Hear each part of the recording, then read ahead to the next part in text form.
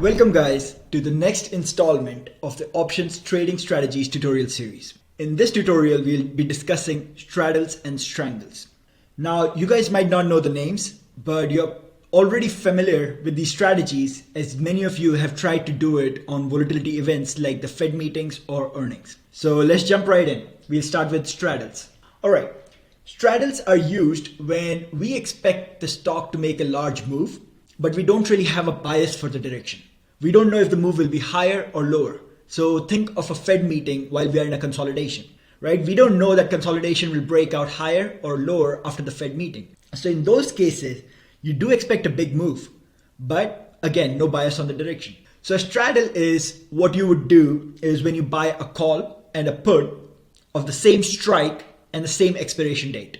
So let's say SPY is at 390 right before the Fed meeting, and you know a big move is coming from here, but you don't know what direction. So what you would do is buy a call and a put and just take advantage of the big move that comes. And they will both be expiring on the same date. That's important.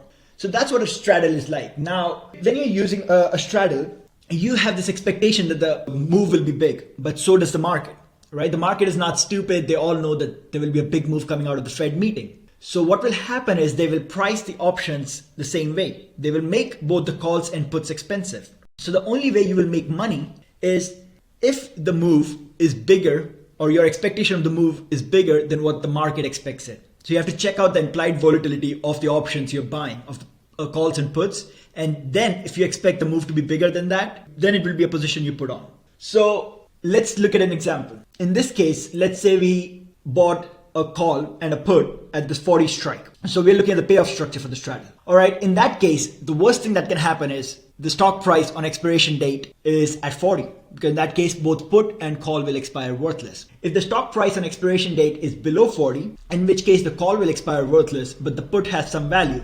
And as long as the put can cover up the premium, we will be in profit. If the stock price is above 40 on expiration, then the put will expire worthless, but the call will have some value. And if it can cover the premium, then we'll be in profit. So you guys can see the maximum you can lose with this strategy is the amount of money you paid for the premium for the call and the put. And the maximum amount you can make is obviously uncapped. At the same time, there is a limit on how much the stock can move in a given time frame. So that's what a straddle is. Now, this is a bottom straddle, is when you're long the straddle, right? Where your losses are capped and your gains are uncapped. There's another version called the top straddle, in which case you're taking the reverse of this position. So you would get paid some money, right? Some premium when the position is being placed, but your losses are uncapped. So obviously I would suggest none of you guys should do that. If you're interested in a straddle, only take the bottom straddle. The next one, strangle.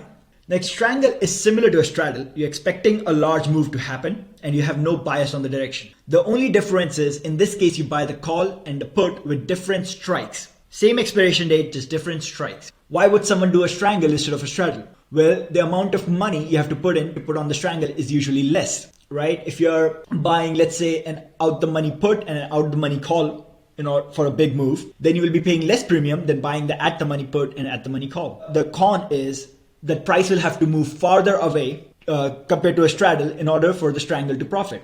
So in this case, let's say we have a stock price right now at 40.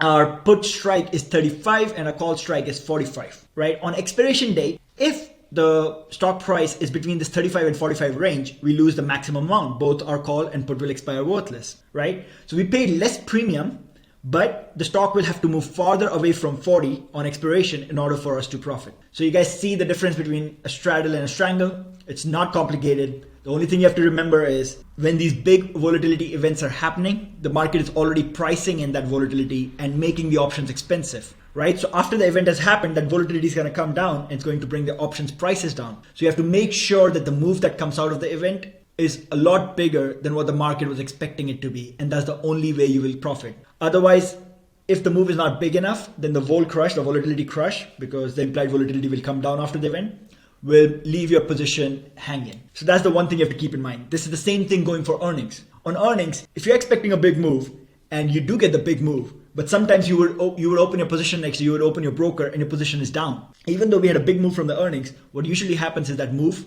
was not big enough to compensate for what the market was expecting. Let's say Netflix after earnings gaps up $20, but the market was expecting a $30 move up or down.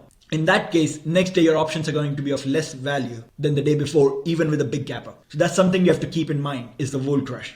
And that's why I wanted to mention these strategies, because it impacts them a lot. Alright guys, that's it for this one. In next one, we will discuss butterfly spreads and iron condors.